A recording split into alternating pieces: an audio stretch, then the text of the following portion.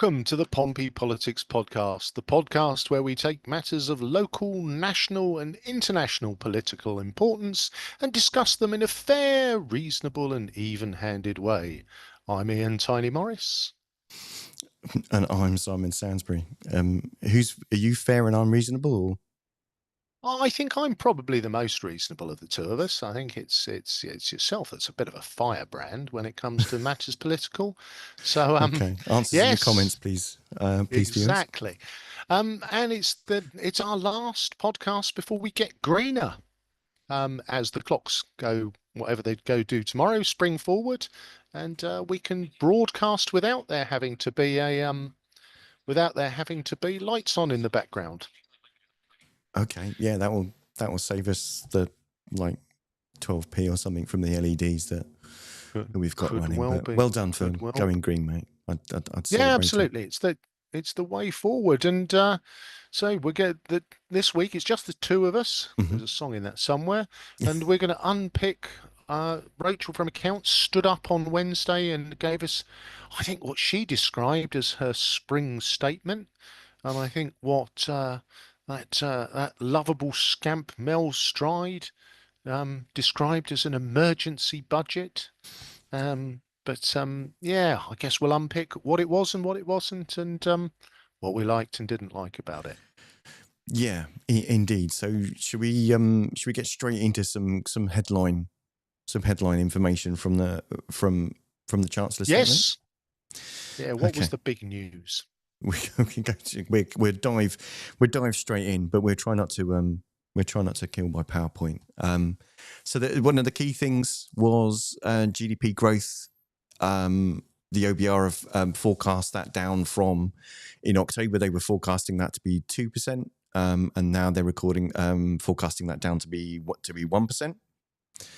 And we'll go into some of these in a bit of detail later. The current budget target headroom, which was it's basically the reserve for if anything kind of unexpected happens, which seems to be pretty much a weekly occurrence these days, considering what happens across the Atlantic. And that in October 2024 was 9.9 billion. And now it's also 9.9 billion. But in the meantime, that was actually kind of lost and has now been regained. Yeah, and I guess that's at the heart of why there were changes, isn't it? To be fair, I think those 2 points probably, like you say, we'll go into more detail. But with the growth target falling, that 9.9 billion surplus fell to being a 4.1 billion deficit. So pencils were sharpened, calculators were got out based on the new growth forecast, and levers were pulled, to use the management vernacular. Anyone playing management bingo, you can run that up the flagpole and salute it. Levers were pulled to get the 9.9 billion headroom back by the end of the term. Yes, and by levers we mean LEVER. Not yes. L-E-A- Oh yes. No. We not, still not well that kind of clear lever. No, definitely not. Yes. There's some stuff about GDP growth. So having revised it down for this year, the OBR is then saying that essentially, kind of on average, I think it's about 1.3% growth over the next 5 years. There's some stuff about spending increases. So interestingly, the Chancellor talked about bringing forward some of the investment that she's making. So actually there's some increases in overall spending over the next 4 years. But those are then actually turning into decreases in spending actually through 28, 29 and 29, 30, which I guess if you're trying to invest in improving things, then you want to load that money up front and see in order to be able to deliver that. How that ties into all of this devolution and local government reform thing, that would be an onion to peel. There must be a line item somewhere. There. There's some stuff about welfare changes, but I think we can get into that in a bit of detail as a separate one. But I think that the headline there was a 4.8 billion pound projected saving that the OBR are forecasting, with over because there's going to be changes to the health element of universal credit for new claimants. It's going to be, it was already due to be reducing from 97 to £50, but that's then going to be frozen. And under 22-year-olds will no longer be eligible for the health element. So the OBR did some numbers on that would affect over 3 million families losing about £1,700 an annum, and an extra 250,000 people falling into relative poverty by 2930, with an extra 50,000 of those being children. So we can probably spin that one out in a bit if you like.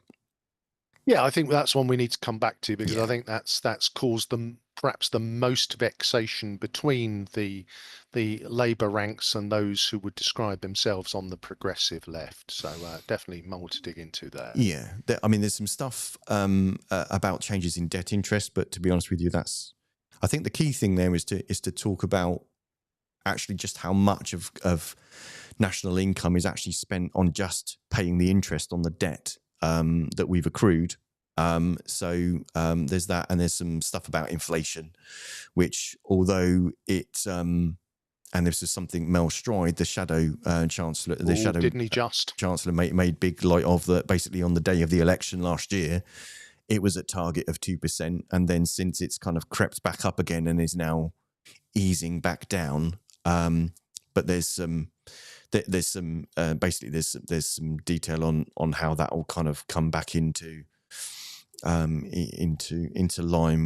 with that. But essentially, those are kind of the headline items. Any one in particular you want to kind of go through in a bit more and discuss in a bit more detail? Well, I think if we look at the the growth forecast and this kind of this, is it an obsession, or is it Rachel Reeves made an awful lot of points around the fiscal rules which could not be broken. And I guess when you look at that, which was that by the end of the Parliament in 2030, she is absolutely adamant that she is not going to be producing a budget that will kind of end up with more going out than is coming in. I think that's a fair synopsis of her first fiscal rule, Simon. Would you say it's fair? Yeah, so there are two fundamental fiscal rules. The first one is the one about that day-to-day spending is coming purely from taxation within by 2930, and the what was the other one? Can't remember it now. And there was another one which was about yeah. So I guess if we just look at that first one, then for me, it was in October when there was a very clear state. The position was that there would be a 9.9 billion surplus. That has flicked quickly to being a 4.1 billion deficit. The Chancellor's taken some moves, in the spring statement to put that back. But I think there's a couple of interesting points that the OBR kind of threw alongside that. One is that I think it's a surplus of about 0.3%, which they have put a remark in that says that is lower than previous chancellors would look to run at. And their probability of hitting it was 54%.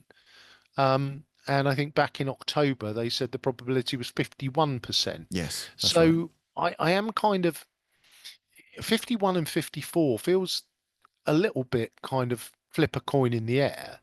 And you could argue that between October and March, the OBR has already got it wrong, because Plan A, which was in October, has, to all intents and purposes, failed. You lost your headroom and then 4 billion on top of that.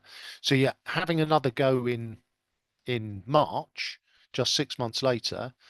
And, whilst we can argue about 51, 54, and we'd never label Labour on this podcast on a 52-48 margin, but it does feel like it's still the flip of a coin as to whether this plan's actually going to work. Well, I mean, See, the trouble is, and this kind of speaks to a bit of having two statements, essentially in two financial events, as they're calling them, in the course of a fiscal year, is that you don't necessarily actually have time for things to happen, Yep. or for any changes to actually bed in. So in some respects, you're kind of you're a hostage to your own fortune, or you're continually having to plate spin and firefight, because you've set an expectation that you're going to be constantly reacting, and if you're reacting all the time, you're not in control. You're not following a strategy, are you? You are panically deciding which buttons to press by how much at which point. The other thing, but the other one, by the way, was the rule about that public debt to be projected to be falling as a share of the economy. But it's interesting that that's Yes. projected, not actually has. No, and it's interesting that, again, and we'll probably come on to this when we come on to the welfare section, because there was an awful lot of, you know, and it's something that pops up on political forums about this is new austerity, which was a very conservative thing and was an ideological choice. Mm, Um, and the kind of the two goals which you've outlined, what was almost identical to the conservative goals. That was that we want, the Conservative Party wanted to get to the point where the public spending had shrunk such that it was, we were taking in more than we were spending out, and that national debt was starting to shrink. Um, and very interesting, in 2019, just prior to the pandemic, the first one had been achieved. There was a budget surplus, and the second one was the projection was, I think it was the sort of 2020, or the debt was going to start falling, and of course, you know to quote the great Mike Tyson, everyone has a plan until they get punched in the face. COVID, coupled with a absolutely feckless prime minister fiscally, and his little puppet, the Boris and Rishi show. Between what? those three of COVID, Boris and Rishi, Yeah. all of that kind of went completely out of the window, and Was keeping some of it past Liz Truss? understandably. Well, to be fair, Did we she were not have an already in a. impact?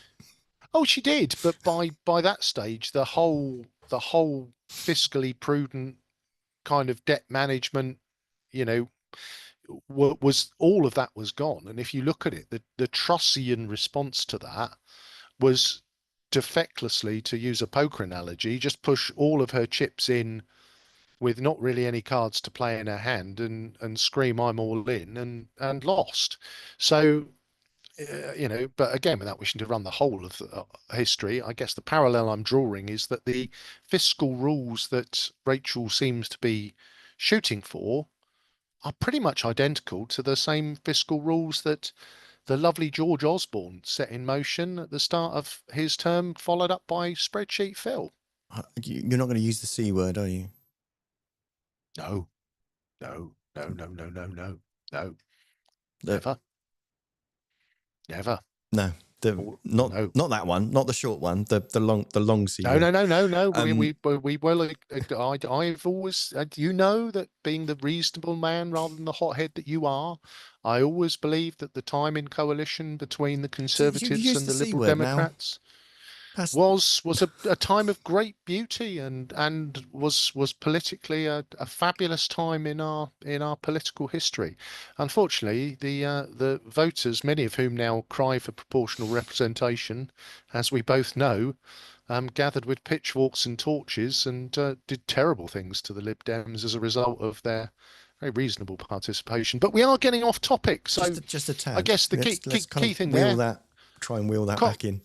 Yeah, yeah. So Rachel Reeves, George Osborne, separated at birth, Simon? I can't say that I've kind of ever looked at it like that. I mean, neither if you were neither are terribly exciting people to kind of watch as they speak. But to be fair, that's not really. If you want entertainment, then I think the skills and the personality you need to be an entertaining speaker are, I think, mutually exclusive with those of a decent Chancellor of the Exchequer. So I don't mind a bit of, if I'm honest, I'd quite happily settle for a bit of boring. What I just find interesting is that it's depending on which side someone comes from, or which, you know, whether someone's a Conservative backbencher or a Conservative shadow minister, or whether they're a Labour backbencher or a Labour minister, they'll have very, very different opinions as to what the root causes of the financial strife that the country finds itself in, and very, very short memories about how we kind of got to this point and what there is that it actually is in control. One of the things that, interestingly, one of our viewers has said that kind of makes almost actually the entire conversation almost irrelevant after all of that excitement and that build up was that they were pointing out that obviously what happens in the States could completely blow all of this out of the water, and all of those plans for that minuscule amount of growth over the next 4 years could utterly be decimated by someone waking up on Monday morning and deciding to put a load of tariffs on stuff. Yeah, and I think whilst I think that's valid, and it is valid, because we've got a president the other side of the pond who fires out something controversial every day of the week, and sometimes two or three things in a single day. I guess the problem you've got with we've talked already about the OBR have to make projections, and all projections are made on assumptions. And again, because we're going to play, because this is a fiscally heavy, we're going to play management bullshit bingo. And what does assume do, Simon? It makes an ass out of you and me. I would Yes, just love to look at a financial statement or a financial event where the projections actually came in remotely close to actually what happened. Well, and again, I'm going to throw another one in here because it's just where my idiom is today. There are only ever two types of forecast: lucky and wrong. And so Yeah. we've got to roll with that. And I think Mm-hmm. that if we look at it, then yes, there's an element of if President Trump decides to put 25% tariffs on European car imports, Jaguar Land Rover are looking around their boardroom table probably at the end of last week thinking, oh, that's a problem. So yes, I think in all of these things, there could be external influences that throw that out. I mean, So do you want to? yeah. So go on. No, go on. Did you want to pick another one for us to have a little delve into? Well, I think another one that was quite interesting, because what's obviously keen about the other big element internationally is actually the talk about defence spending. And I think some key things that have been that were talked about there was that next year the spending on defence was due to rise by 2.9 billion, but now that's been increased by a further 2.2 billion, being quoted as a down payment on getting to the 2.5% of national income by 2027. So I'm always struck whenever anyone says something as a percentage of either GDP or GNI, so either gross domestic product or gross national income, that there are obviously there's two different ways to affect that percentage, isn't there? There's the ability to spend more on that thing. Or if you're trying to reduce that thing, you either spend less on it or you grow the GDP if you're using, as a percentage of GDP. Or likewise, if actually your national income is actually reducing, then you could find that actually your military spend goes up as a percentage of your national income because actually your income is going down. Well, and therein lies the interesting dilemma, doesn't it? Because if you look at the figures across the pond, there is a fear that for America, that it's going to go into recession. Mm. So as a percentage of the GDP, their defense spending will increase if they keep it all the same. But I think on this one, there's a couple of things in play. One is that I think there's some signposting and signalling across the pond.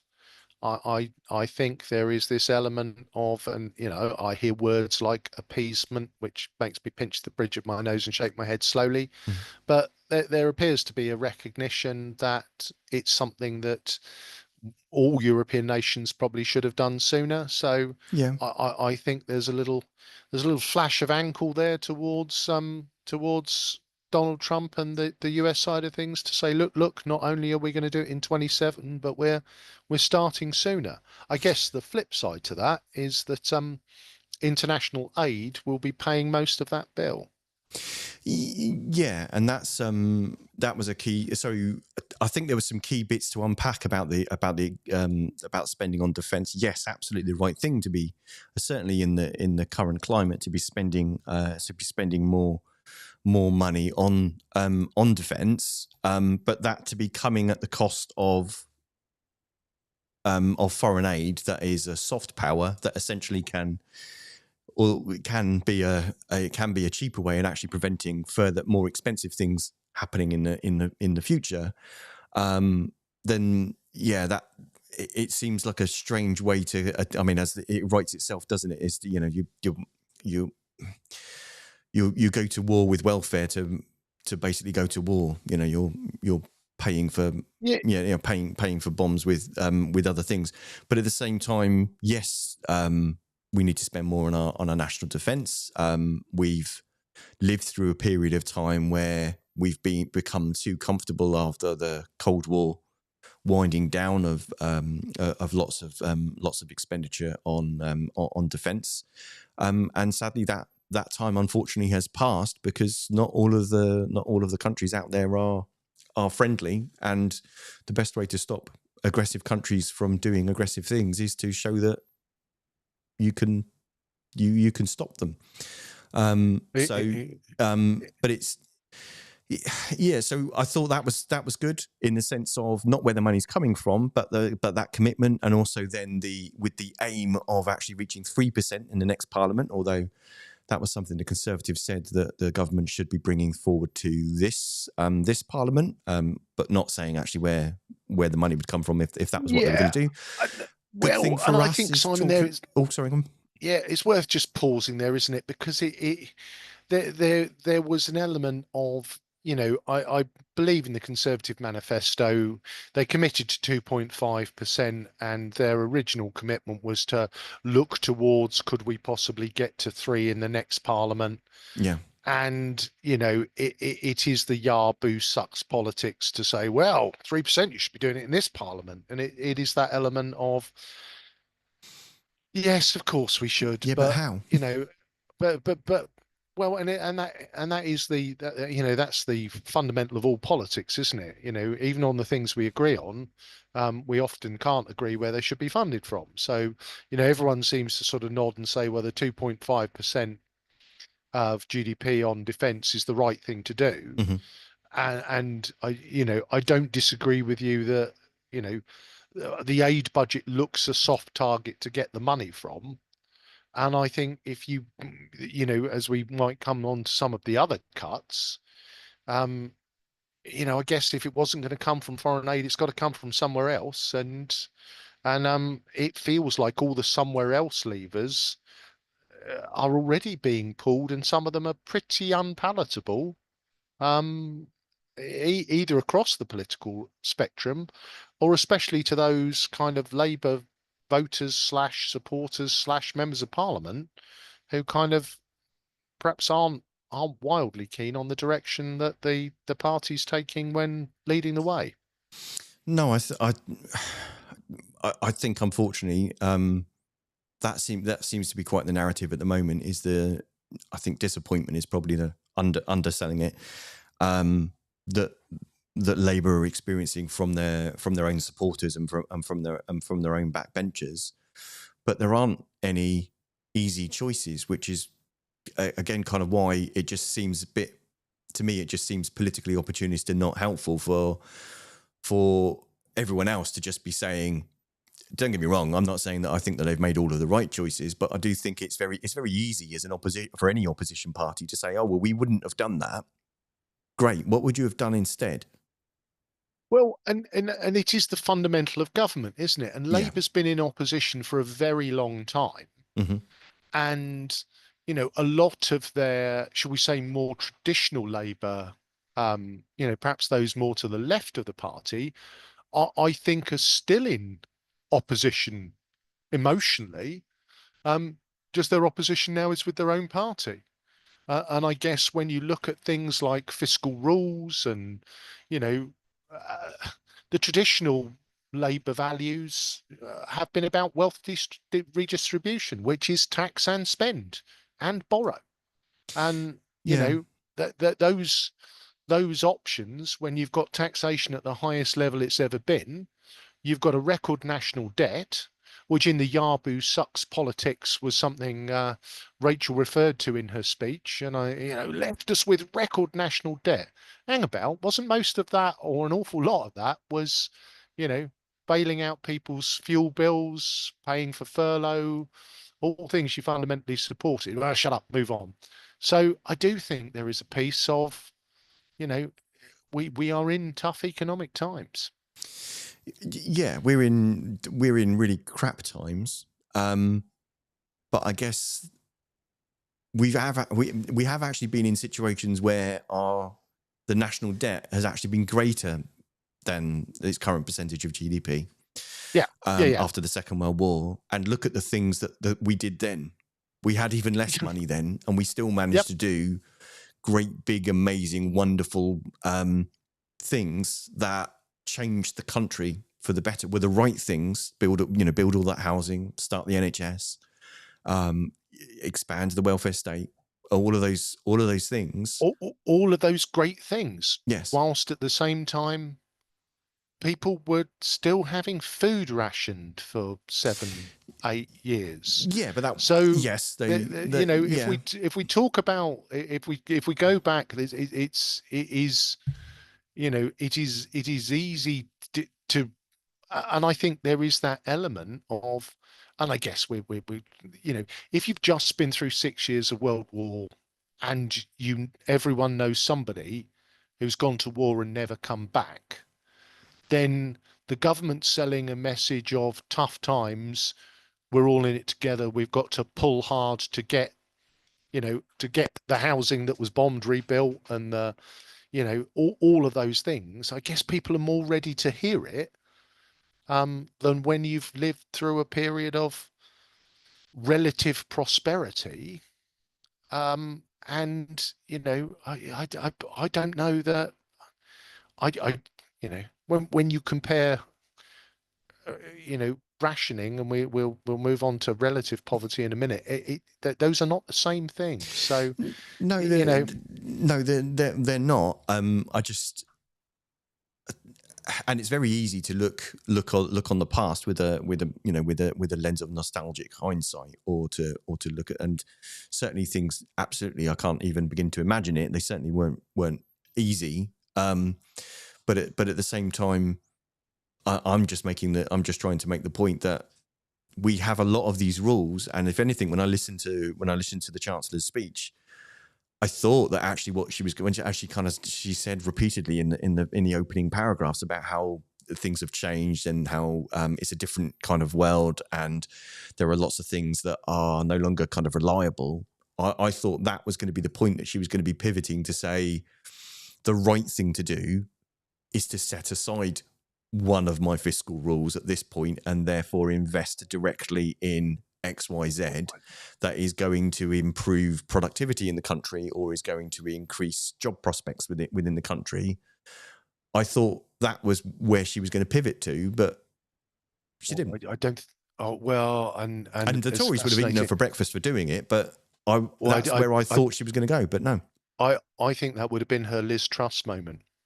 You I think if that would she have had been done, scaring the horses? yeah, Honestly, I think had she have done that, Mm, because you've got to remember that when she stood up in October, her whole shtick was about I'm going to bring stability. I'm going to bring stability.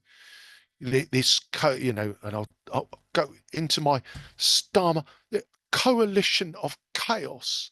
The whole Labour piece was about stability, was about we're not old Labour.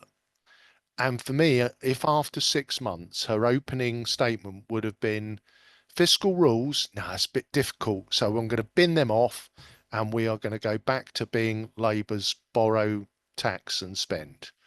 I think and because I think that's how the markets would have received it. mm. I think that's how Parliament would have received it. And I think all but those on the further left of politics would have had a meltdown.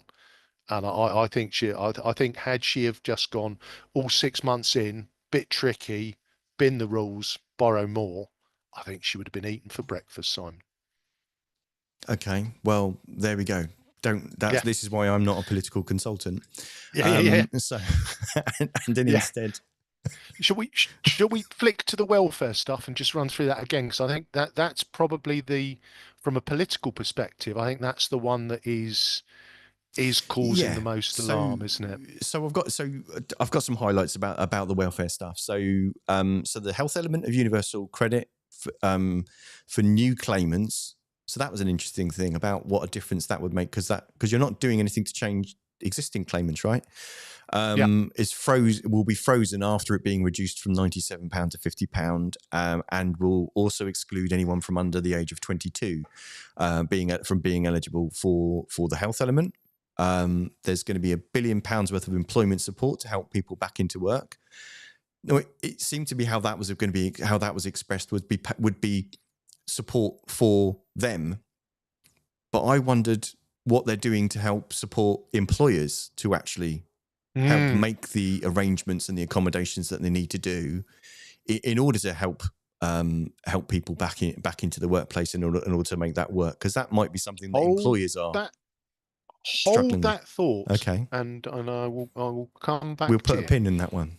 Yeah, yeah, definitely. 400 million support for job centres.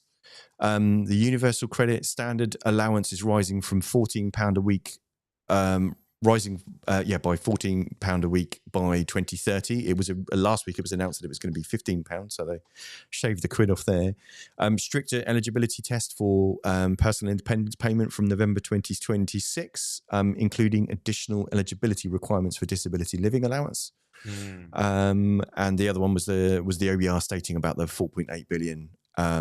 And that increasing relative poverty to a total of 14.5 million by 2930, of which 50,000 of those would be children. So there's quite a lot there, but again, so on one side you've got the Conservatives making the argument that, and I think actually in their manifesto they said they were going to make about, wasn't it actually more than double this sort of saving that they were going to make on Well, the yeah, welfare yes, bill? yes, indeed. And the Conservatives had been bringing down the welfare bill up until the pandemic. Mm. And the challenge that the government faces is that Your screen personally is frozen, dependent. by the way. Oh, has it? Yeah, Oh, I I've don't got know your what's gone audio, on. but you Oh, are just a frozen, thoughtful, pensive face at the minute. I don't know whether that's my.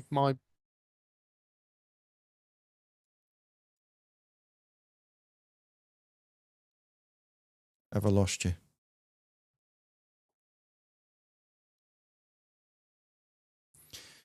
Okay, so just while I wait for Ian to just sort that out quickly, I'm just going to go through a couple of the comments.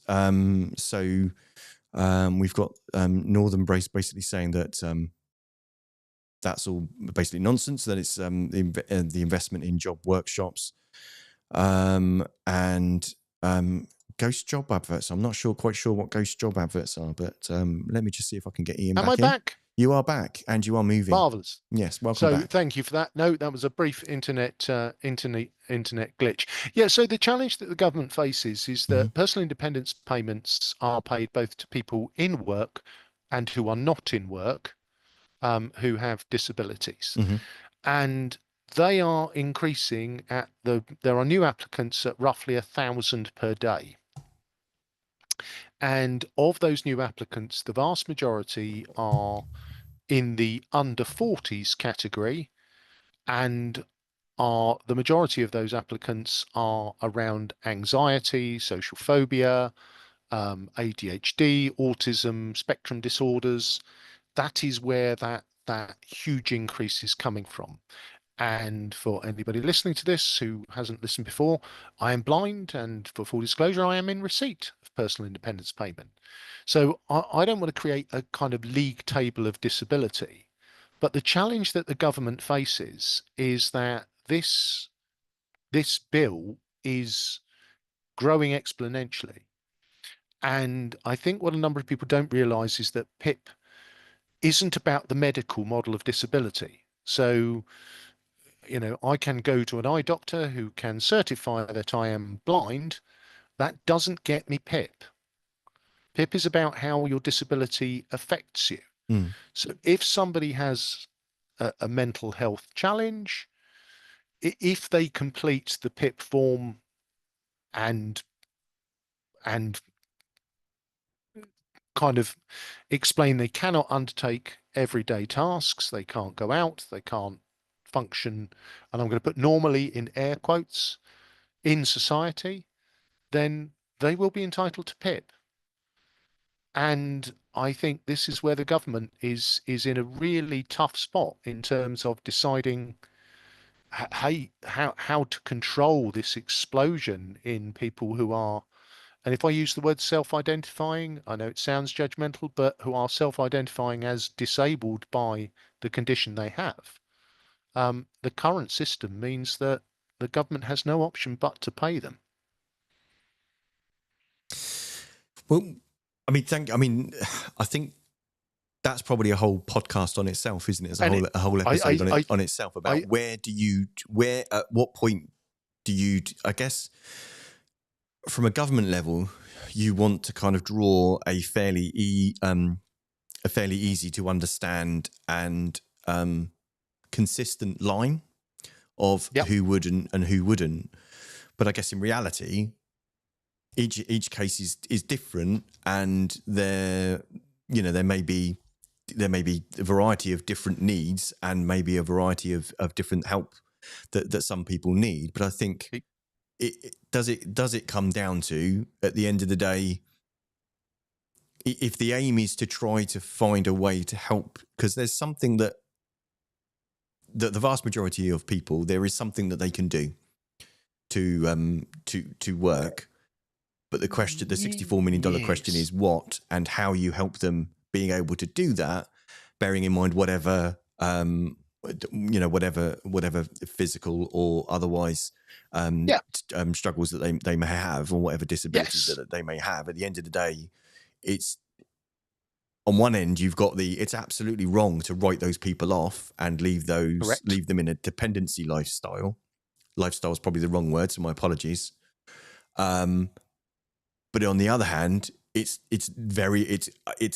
literally unreasonable and unfair to expect the same things of them as others without them having the required amount of assistance or type of assistance that they need in order to help them enter the workplace, or indeed to help their potential employers understand what their requirements are and accommodate them. And that reasonable adjustment Mm-hmm. piece, which is what you touched on at the end there. So I've spent the last probably 6 or 7 years coaching and mentoring people with vision impairment, to help them either progress their career or get back into work. Mm-hmm. And for me, my first-hand experience, and this doesn't apply to all disabilities, but in the sector that I work in, there are two things. The first is confidence, um, and believing that the person has something that is transferable skills that would be useful to an employer. Mm-hmm. But the biggest issue and the barrier is the employers themselves, who, again, just speaking to sight loss, um, many wouldn't actively discriminate, but have very closed minds as to how somebody with a vision impairment would do that job. So I think if we just, I think there's a whole other podcast in Hmm. this.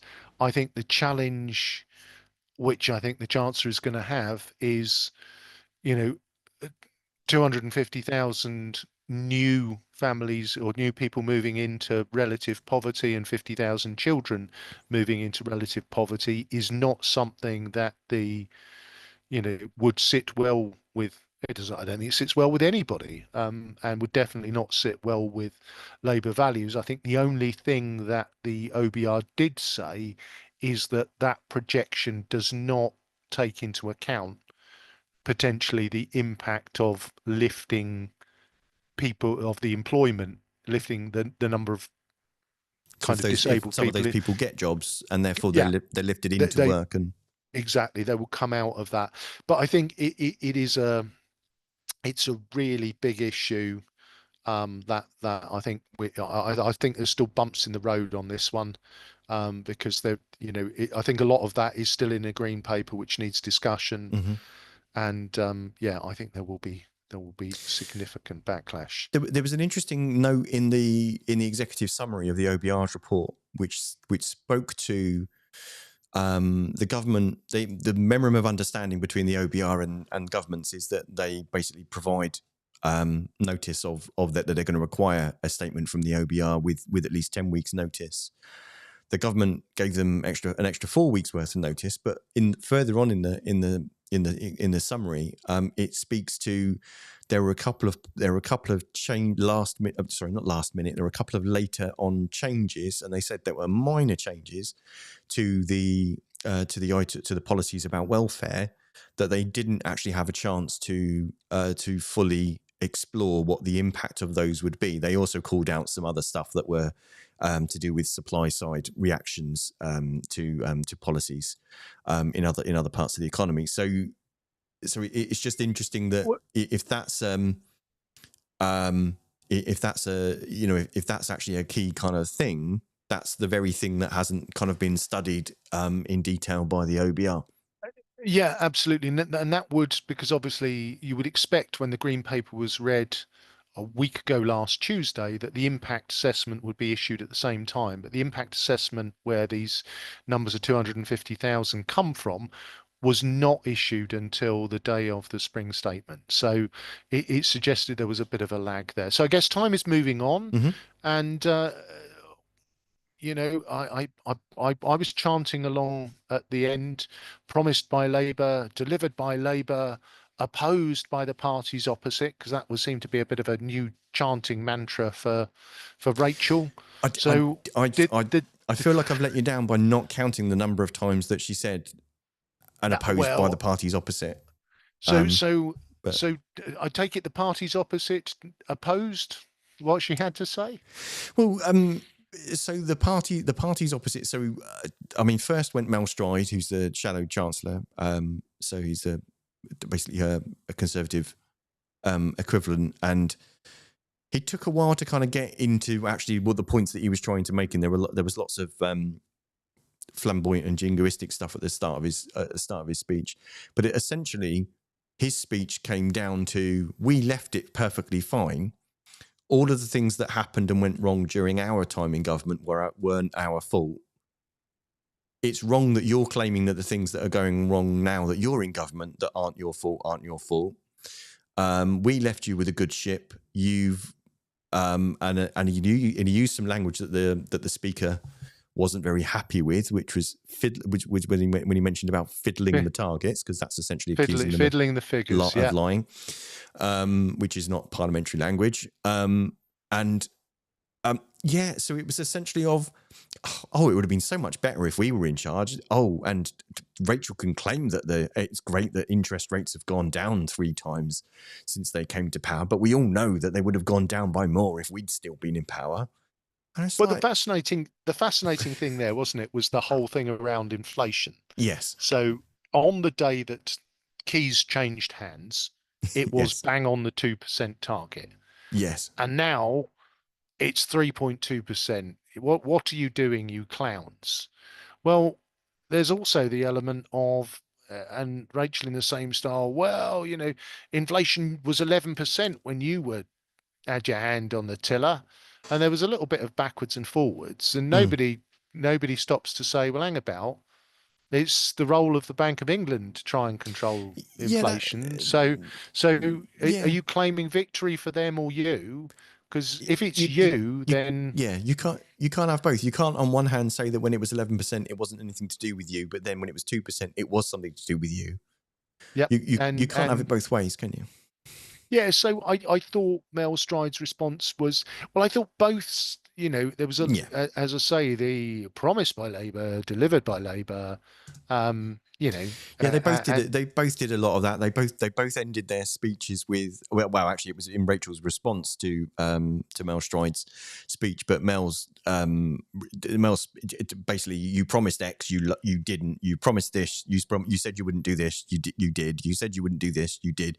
And he came across with a list of all of those things and those responses. It's just that kind of chanting, yeah, footballish so kind of atmosphere that seems to be quite so prevalent in Parliament these days. But yeah, and then Rachel did a similar thing of, but we've lowered inflation, we've lowered the NHS waiting lists, NHS waiting list 5 months in a row. yeah. So it was just very kind of interesting, and then there were lots of other speeches, but the kind of party size wise, the Daisy Cooper was the spokesperson for the Lib Dems.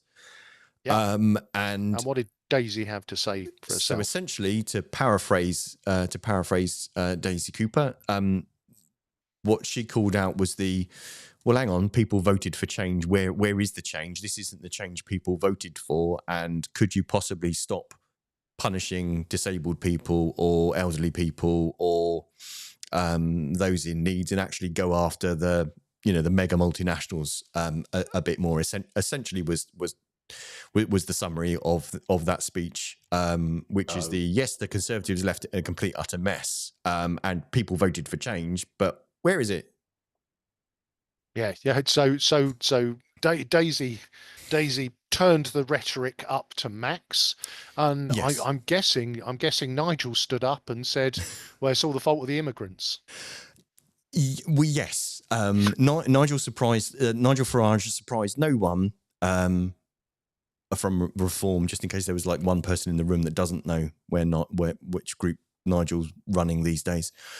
And he made the point that, which is, to be fair, which is a sound point in the sense of people don't experience an increase in GDP, but they do experience an increase in GDP per capita because of actually essentially how that kind of wealth Yep. distribution, to use that phrase. I know wealth distribution sounds terribly woke. I should probably.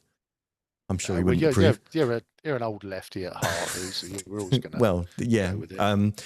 So, but he did blame that basically on we've essentially, and again I'm paraphrasing him a bit, but we've essentially, he's claimed that that's never going to improve because we've had open door immigration essentially, and there's loads of immigrants coming into the country, and that's why people feel poorer.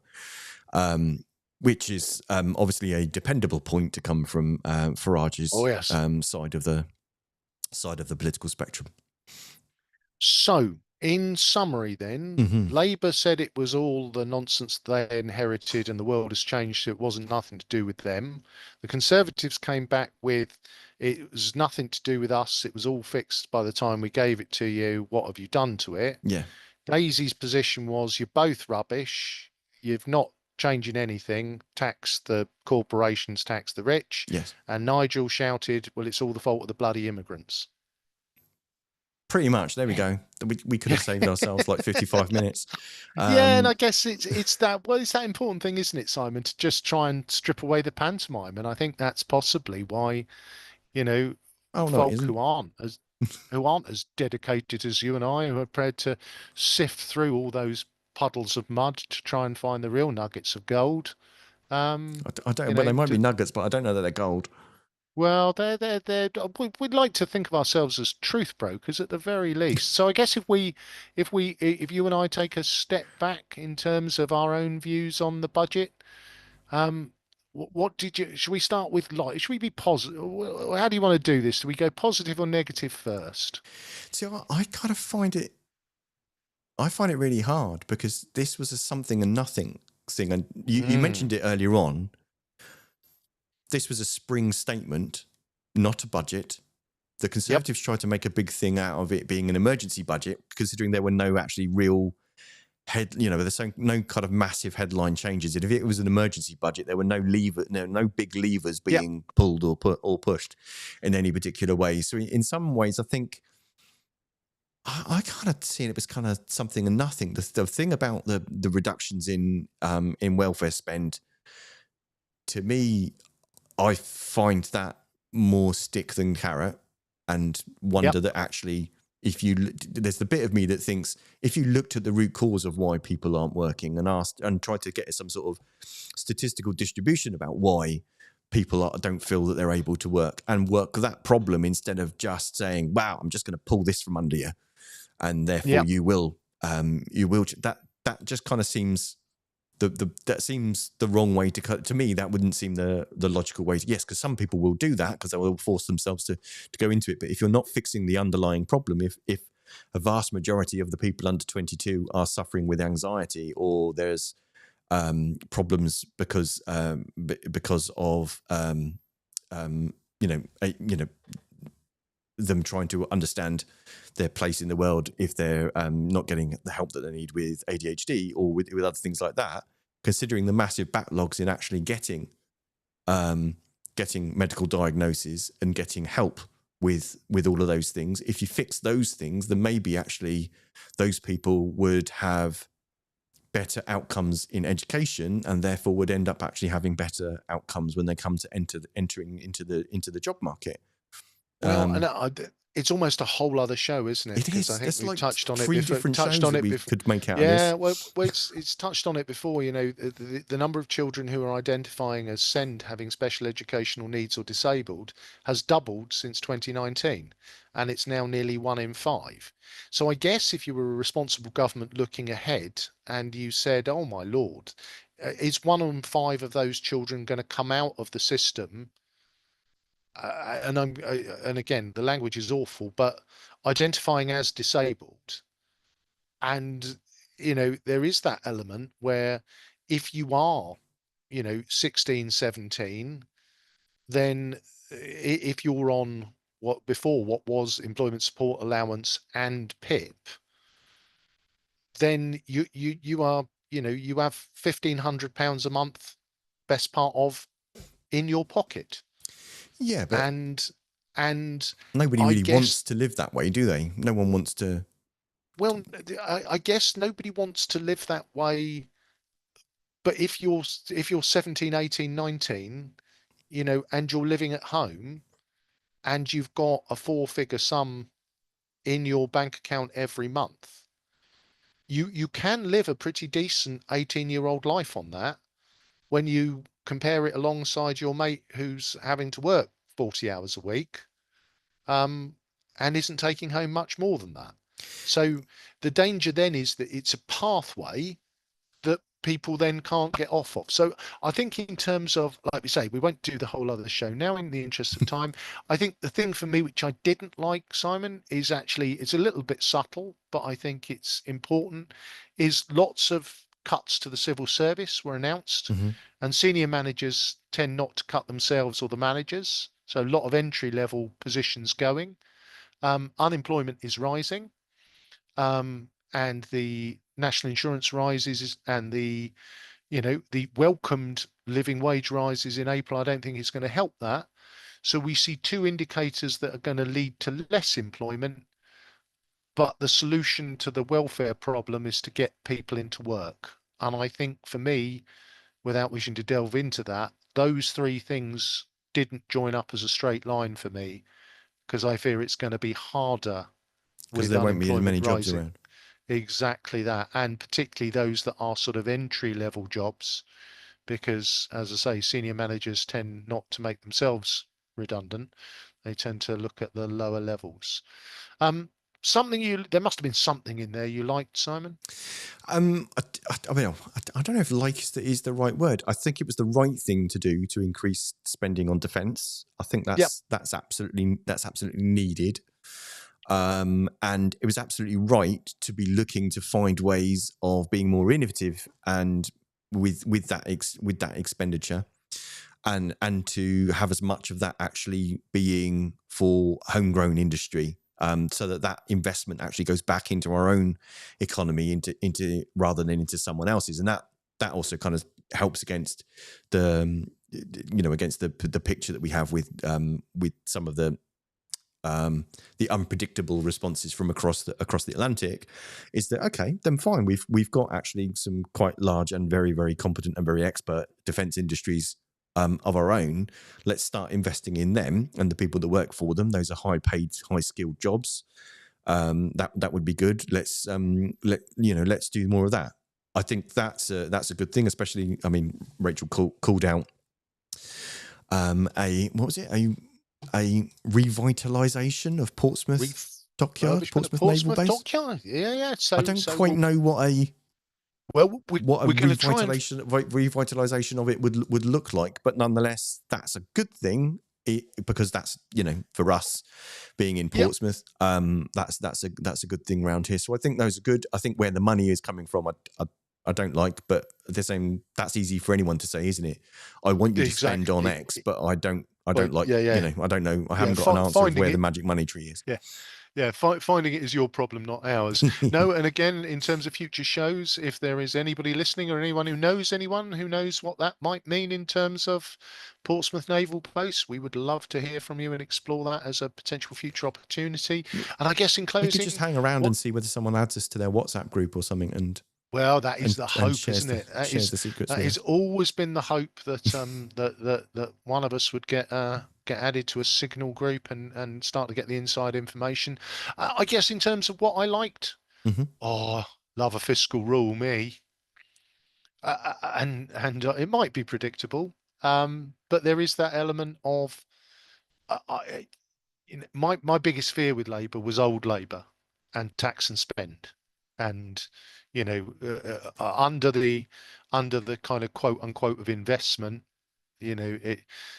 large government-led projects seldom end well, and billions are lost repeatedly through history. So the fact that Rachel from accounts stuck to her fiscal rules was my highlight for it. And I think in terms of that stability piece, the response from the stock markets was pretty meh, which was always whenever one of these fiscal events happens, with the more entertaining and knockabout laughsters of Kwasi Kwarteng and Liz Truss. As you say, one of the things you don't want your chancellors to be is interesting, in the style of the ancient Chinese curse, "May you live in interesting times." Yeah, you don't want unpredictable chancellors. You want to be able to plot that on a spreadsheet, don't you? You want to be able to understand. Well, we can understand which direction that they're going in, and they've got to try to face more than one direction at once, haven't they? So it's not a job I think I could do for several reasons, but. No, and even with all my years in the Bank of England, which I haven't invented yet, I wouldn't want to do it either. So on that footnote, you've been listening to the Pompey Politics Podcast. I've been Ian Tiny Morris. And I've been Simon Sainsbury. Do join us next time at our more regular time at 6:27 on a Sunday. And I'll put up some socials later on to confirm our next show. But do remember to like, follow, subscribe, etc. wherever you are absorbing our content. And also let us know whether you're team landscape or team portrait. Is it right that we're streaming portrait rather than landscape? We'll see you next time. Thanks very much.